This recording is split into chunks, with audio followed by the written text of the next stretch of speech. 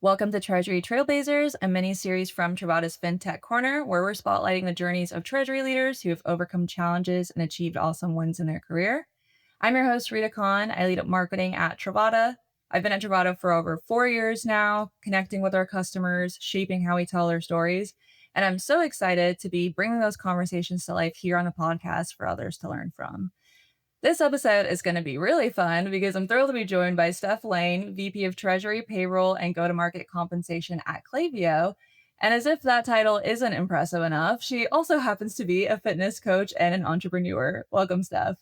Thanks, Rita. I'm so excited to be here. So excited to have you here. There's a lot I want to dig into.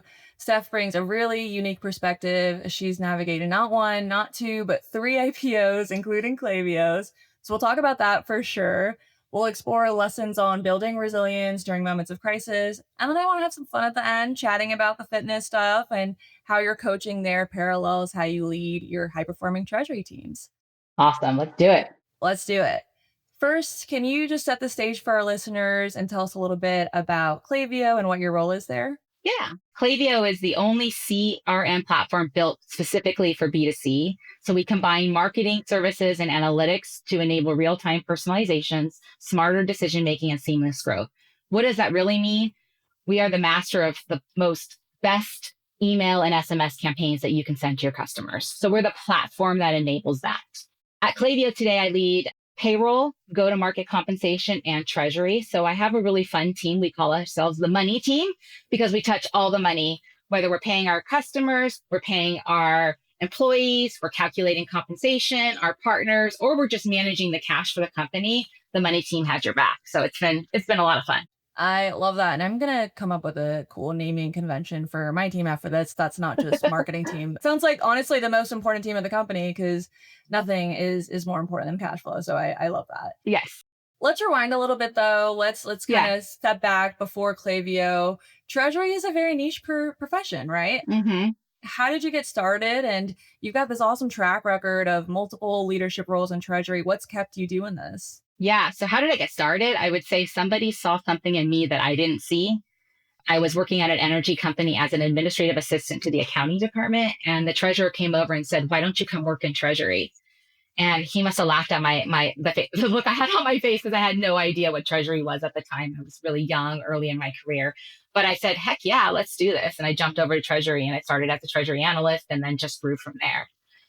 I've been blessed to work in treasury, but also bring in a lot of learning opportunities. So as you know, led payroll. I knew nothing about payroll when I took on payroll.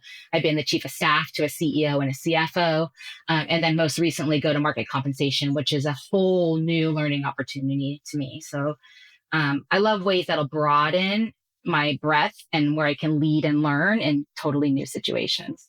And I will just say, I love treasury because cash is queen. Oh, and without it, like you said, a company cannot survive. It is the fundamental of running a solid business. It's a necessary evil. And if you don't understand what's happening with your cash, you're going to go out of business pretty quickly. Yeah, I love that. Cash is queen. It's the lifeblood of any company. And the work that you all do is very important.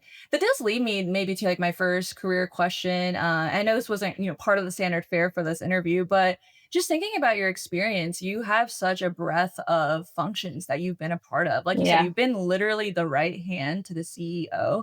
And I think a lot of up and comers in their careers are kind of conflicted. Do I want to be a generalist, the Jill of all trades? Or do I want to have a niche and really advertise myself in that niche and build out my resume in that way?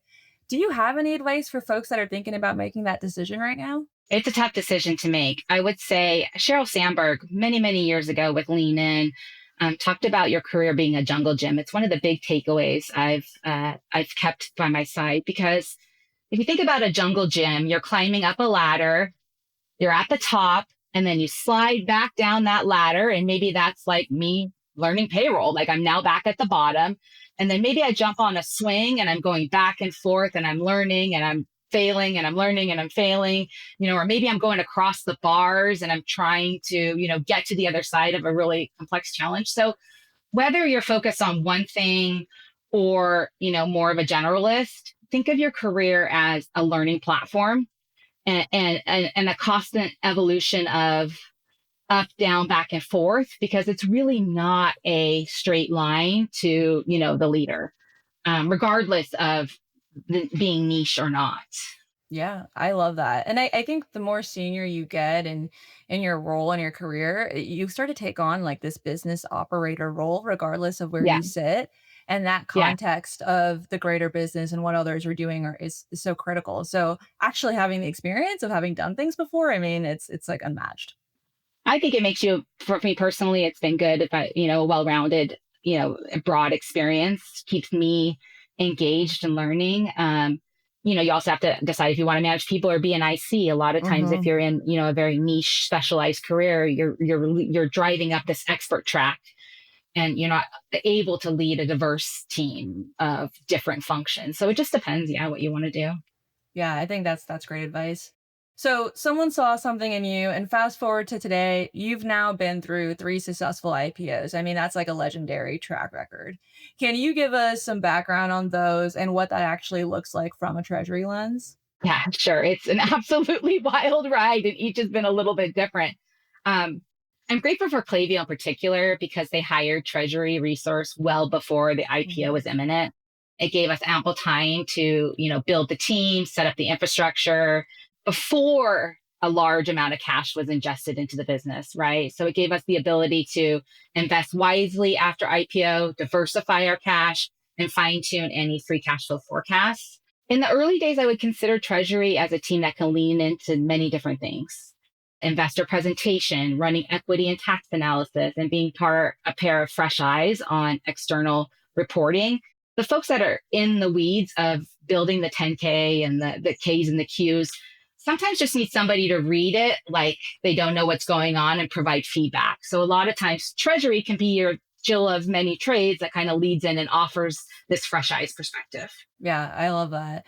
What are, your most important internal changes or upgrades that you had to lead to get IPO ready? Especially being in the rare situation where there was foresight. What were you really excited to get in and say, okay, this is what I'm going to plan for? I'm going to give you the most important, but not the most fun. Fair enough. And that's setting up the SOX controls and processes to feel confident in your numbers. It's a necessary evil, but once you are public, the rigor around your financials just quadruples. And being prepared for that, well prepared for that, is super important across all of finance in the company. Thinking about SOX as an afterthought is going to cause a lot of grief in the future, right? So I would say the most important thing is internal controls, and then preparing your teams for working under a different environment where everything is being audited and reviewed versus the scrappiness you may have had as a startup. Yeah, cross your T's, dot your I's, change the culture. Yeah, Those are really, really important elements that we need to keep in mind when we're gearing up for an IPO. yeah, So it sounds like obviously Clavio, that's the dream, right? You're coming in early, you know it's going to happen. I'm sure there's a lot of treasurers though, and you've done this where you're coming in and it's like, oh, I've got to get this thing in order. They've already IPO'd or they're just right about to, and they just hired me. Like it feels like 2 seconds before they're going to do this, and I'm scrambling. yeah. Do you have any advice? I mean, I think that was your situation in your first and second IPO. So what would you say to yourself back then? I would say be prepared to lean in, and offer in a hand where you haven't been before. You want to be seen as that go to person to jump in when the team needs help. It's a great time to learn new skills and areas. Like once you get the Treasury foundation set, that's first and foremost. If you're coming up to an IPO, have a diverse set of partners, understand the implications to any credit facilities you have, understand what's going to happen with cash flow and the chaos that comes with the IPO, but just also be ready to be known as the person to go to if somebody needs a hand, right? Once you get your ducks in orders, you want to be that person that can lean into anything that needs to happen for the IPO. And there's a lot that needs to happen. Yeah, no easy feat. Is there something that you're most proud of in that work in particular over your 3 IPOs where you're like, "Wow, I can't believe I was able to accomplish this, and that was just awesome?" Yeah, for me, it would be equity planning because many tech companies have this run of RSU offerings that have built up by the time you IPO. And what happens on the IPO is those all become real, right? They're really nothing until IPO. But as soon as they become real, there's now tax implications, there's cash implications, there's trading windows, there's what's the stock price going to be on IPO and what's the stock price going to be 3 months later? And, do we want to do an ESPP, employee stock purchase program? And so I was really able to lean into some of that stuff, which is, again, something you don't barely touch in Treasury, but a really cool way to understand how equity works in a company and what the cash implications are and dilution and a lot of fun things. And so I was able to do that at the last two IPOs. That's awesome. So it sounds like, hey, if you're a treasurer at a company that's thinking about going public, make sure you got all your stock requirements in order and then start Yeah, thinking about that equity because it could sneak up on you. it will. It will. It'll be a big, big, big number. And yeah, you got to be prepared for it. One last question, and it's kind of more of a silly one. Yeah. Have you gotten to ring the bell? Oh, girl. Oh, girl. So my most pivotal time in my career, it was a dream for many, many years. And so, yes, at Klaviyo in September, I was able to be there for the bell ringing. I'm not a CFO yet, but I was on the trading floor. I had Kramer behind me. I had several of our esteemed colleagues, and I was able to watch my leadership team ring the bell. And it was a highlight in my career. Yeah. Truly, truly a high point. I will say that the prior IPO was during COVID, and the company created a way for all employees to ring the bell by tapping on their spacebar. I love that. So we all rang the bell from home and felt like we were part of the OPO, but there's nothing like being on the New York Stock Exchange and like feeling the intensity of the trading floor. Yeah, that's the adrenaline rush that I'm sure all finance professionals dream of. Yes. So awesome that you've actually gotten to do that. And also so great that, you guys figured out a solution when it was COVID and you maybe didn't have Yeah. that luxury at that time. So you've got to do it in every way, which is awesome. Kind of lucky, huh? Yeah, that's great. So obviously when you join a company that's about to IPO, that is, when times are great. It's really exciting. The company's doing really well. But maybe let's talk about when things aren't so easy. There's maybe some volatility and some chaos going around you. And a lot of treasurers are thinking about that right now, right? With the tariffs.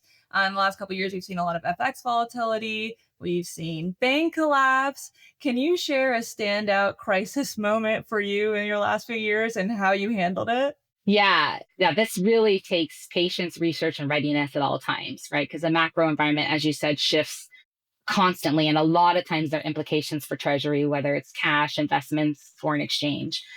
The probably most pivotal point when this hit us was the SVB, bank crisis. And I had to move quickly, stealthily, and with conviction to reduce our cash exposure from 46% to 3% on the day of the rumor. And an interesting time because I had to make a game day decision without calling board and like the CFO and just like make the decision, go for it, inform leadership after, and explain the rationale behind it while you're trying to keep them updated, but you just have to make the decision and go. And thankfully we did. And everything turned out great for that bank too, which is wonderful. But yeah, that was probably the moment when I was like, okay, this is going to hit us. I need to make a decision. Here's how much exposure we have. What are my options? Execute and notify the important people as you're doing it because you just ain't got time to think about it. Yeah, it's so interesting because a lot of time in corporate, we're so used to that bureaucracy, right? Like, okay, I've got to talk to all my stakeholders. We're going to have a few meetings. We'll have some emails. We're going to all make a decision together. Then we'll iterate on the decision and they'll finally act on it. Yeah. And in this scenario, it's just you, right? And Yeah. you've got to be the hero. I mean, how do you stay calm during this moment and not feel that pressure? You have to remind yourself you're not a brain surgeon. There's no patient on the operating table with their lives in your hands, right? We just simply do the best we can do and pivot and solve on the fly.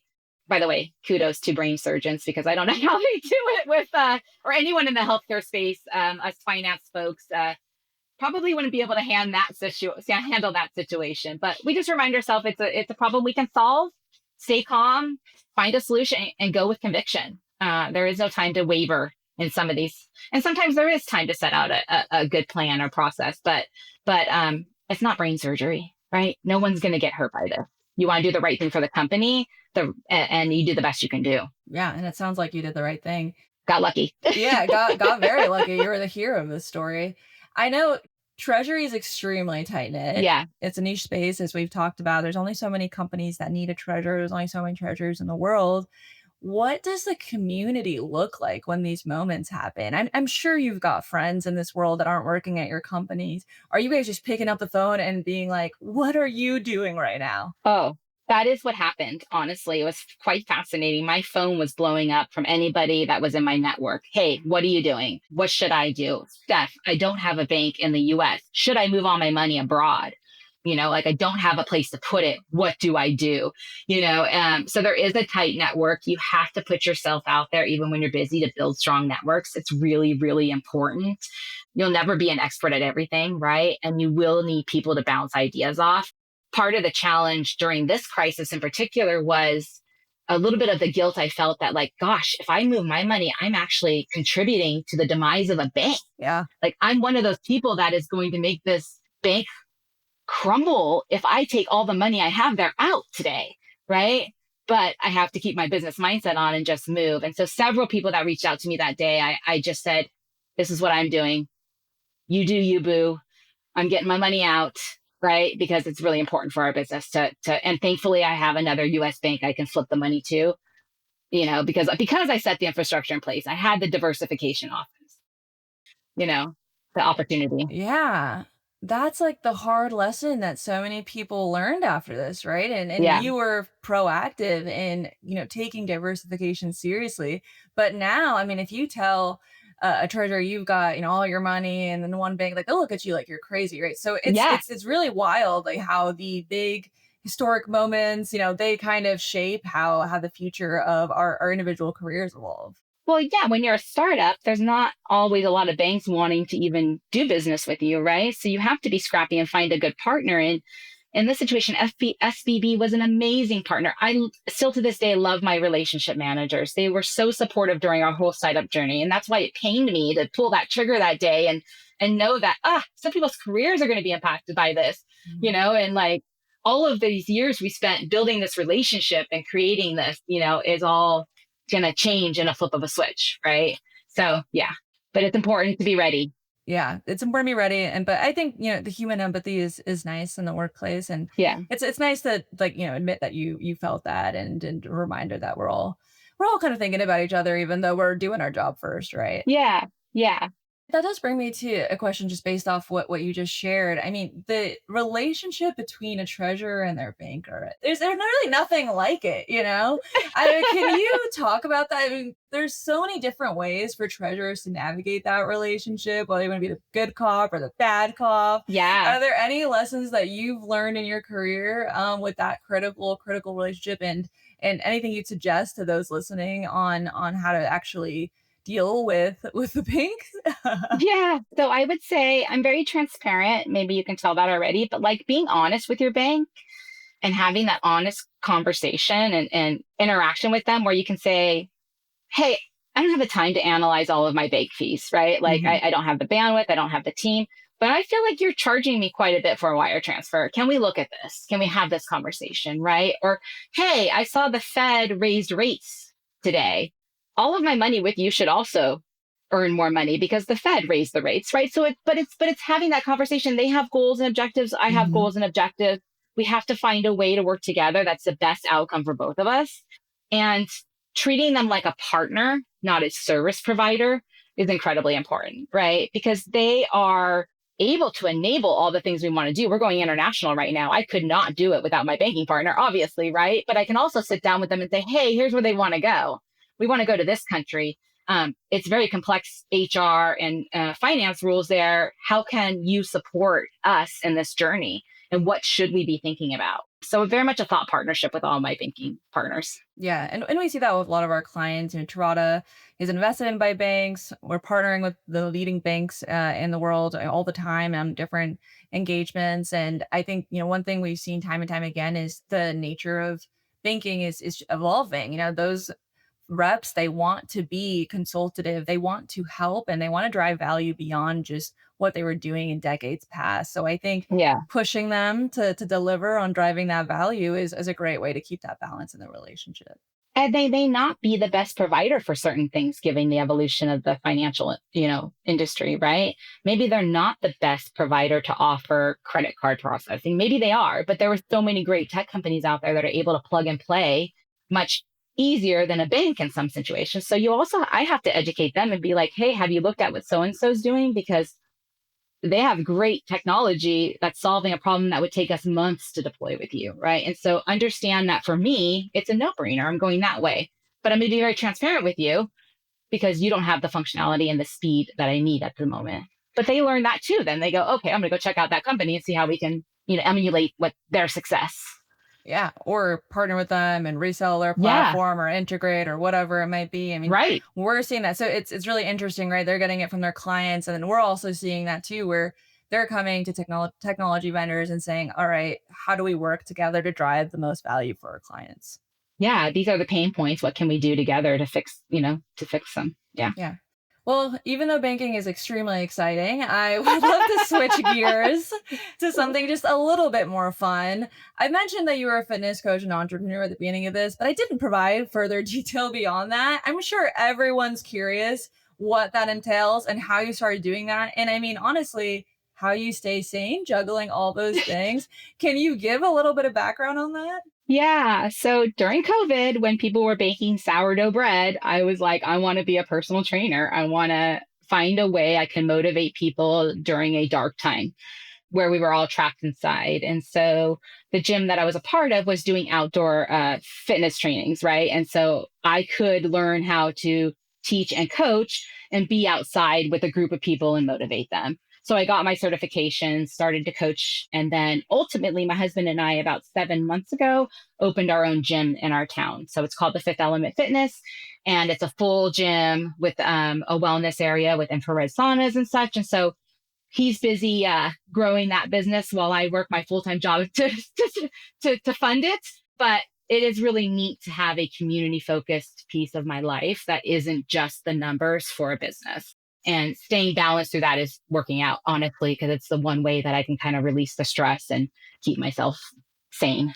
Yeah, I love that. And that is a much more productive COVID journey than a lot of us who were in our sweatpants throughout that era.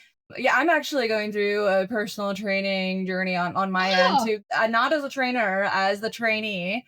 good. But I think one of the things that we talk about all the time is just motivation. I think that's the biggest challenge. I think that's why a lot of people end up doing personal training is because maybe they're struggling with that inherent motivation and they need that accountability partner to really see Yeah.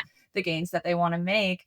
What are the parallels in how you coach your clients on the fitness end and then how you lead your global teams in a treasury context? Yeah.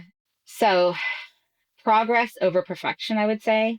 It takes a lot of patience to see progress in fitness, right? You set a goal and it doesn't happen overnight. It takes some time there to get there. I would say the same is true for building a strong team, right? You have to be able to give and get feedback. You have to push them hard at times and you have to stretch them often to support one another. So I would say progress over perfection. And, we try to fail fast in our business. And avoid being slow because we're trying to be perfect. But I would say that would be number one. Number two would be proper form matters. I love that. I personally can give you a 3 pound weight and make it the hardest bicep curl you've ever done if you do it right and you're flexing that muscle and focusing on the right area. You don't need a 50 pound weight, right? And so, on the business side, taking the time to do things the right way, even if you have to pause for a minute and reset, is more important than just getting it done, just getting through the workout, just getting through the project. And then last but not least would be rest and recovery. I think your physical body needs rest after a hard workout. And I think your brain does too, right? When you're in that complex Excel model, you're tagging your transaction in a new tool. Sometimes you need to stop, take a breath from the spreadsheet and create space for some rest, Mhm. avoid burnout, and just allow your body to recover both physically and mentally.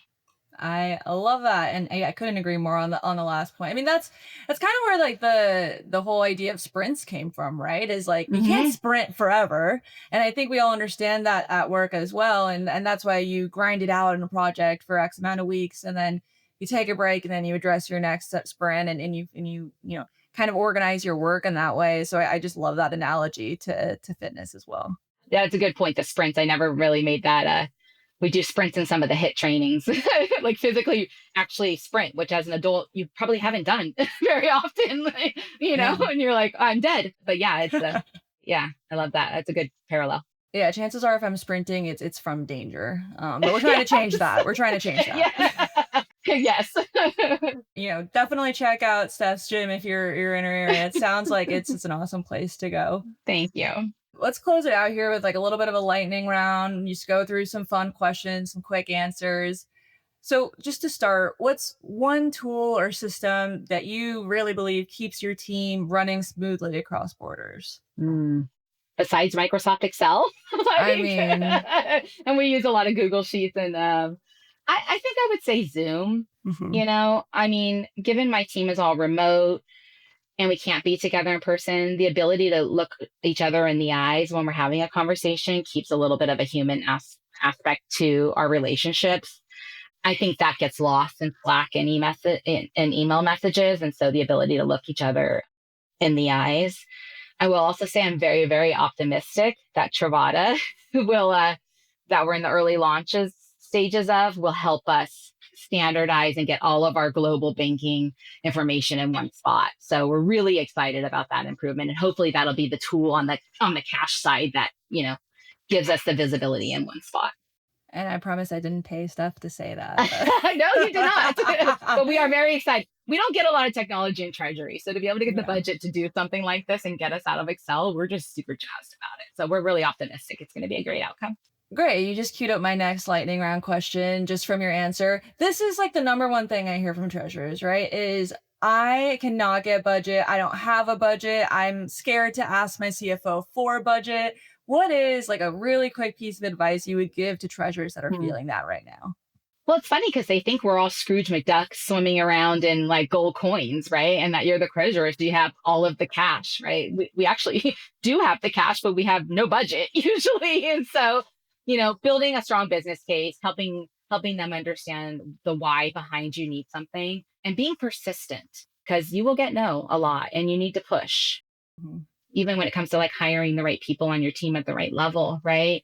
To be able to build a strong team, you have to sometimes pay for the talent and get the right person on board. And so don't take no for an answer, keep pushing. And if the answer is still no, then to find other ways, but be ready to have the conversation, and it will be tough, but necessary.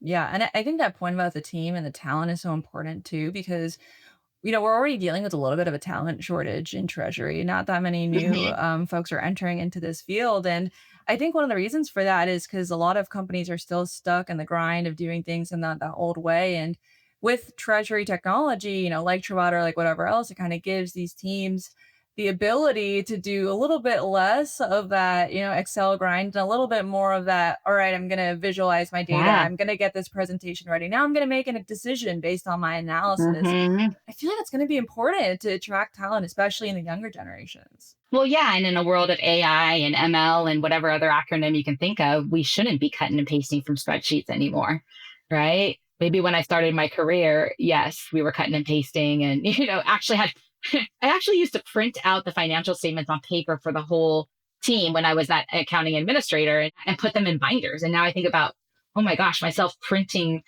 hole punching, getting a paper cut, putting it in a binder, and handing it to the chief accounting officer when today it's like, boom, there. Right. So we can use our time so much more wisely if we could click a couple buttons to get to the right data, right? Get the right analysis in front of us. Yeah, that's Travata's new tagline. No more paper cuts. I love it. Yeah. Cash is queen. No more paper cuts. Cash is queen. Yeah, we'll be stealing that as well. I'll send you a check for that too. All right, we're having too much fun. Back to the lightning round. Okay. You might have answered this already, honestly, but what's one misconception about Treasury leadership that you'd love to bust? And maybe you've spoken about this from the buy-in perspective Yeah. and getting the budget, but what about that finance analyst who's like thinking about entering Treasury Yeah. and is just not sure if it's for them? It's the best. Like, let's be honest, right? It is the cash. Like, I always tell people, like, imagine your checkbook, which you may or may not know what a checkbook is. It's this paperback. Imagine your bank account with a couple more zeros after it, right? Like, Mhm. how cool to see all the cash coming in and going out, right? Are we paying our vendors as we agreed? Are we paying them smartly? Are we collecting from our customers quickly? Is that cash coming in? I mean, it is like, to me, the most important piece of a business, right? But at the end of the day, it's really your checkbook, right? Or your line of credit or your car payment or mortgage payment or rent payment that needs to go out that you really need to understand, because guess what? If you don't pay those things, you're homeless, right? Yeah. And so, if you love the idea of quick thinking around cash coming in, coming out, and really influencing one of the areas that gets reported in the financials, but isn't seen as sexy as revenue growth, then free cash flow, you know, Treasury is a great career, I would say. We love free cash flow. I think it's great. I think it's awesome. Yeah. That's a great answer. And I think what's really interesting about that too is you're making that analogy to personal finance. And that was Yeah. kind of one of the reasons that Trovata was founded, is because you're looking at personal finance and how people are managing things for their home or for their family. And it's like you've got these fun apps, you've got Mint Yeah. back in the day, you've got Empower, there's all this technology out there to make Uh-huh. it easy for you. And then you think like, okay, why does a massive company with hundreds of bank accounts across dozens of banks, like, tens of dozens of entities or whatever it is, why do they have to do that in spreadsheets? Because it's objectively Right. harder. So I Yeah. think that whole sentiment is exactly why we're seeing this rapid uptake in treasury technology development, is because there's a kind of finally an understanding of this really should be as good as consumer technology. Absolutely. Absolutely.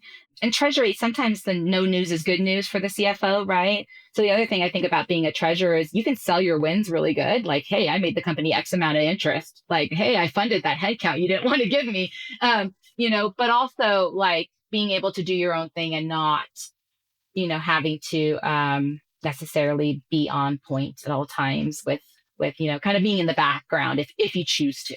So yeah, it just depends what type of person you are. But Treasury is, I obviously highly promote it for everybody. Yeah. And there's a style of treasury for everyone. I feel like that's what I just heard in your answer, which is beautiful. Yeah. One last lightning round question here, and you can take it whatever direction you want to go in.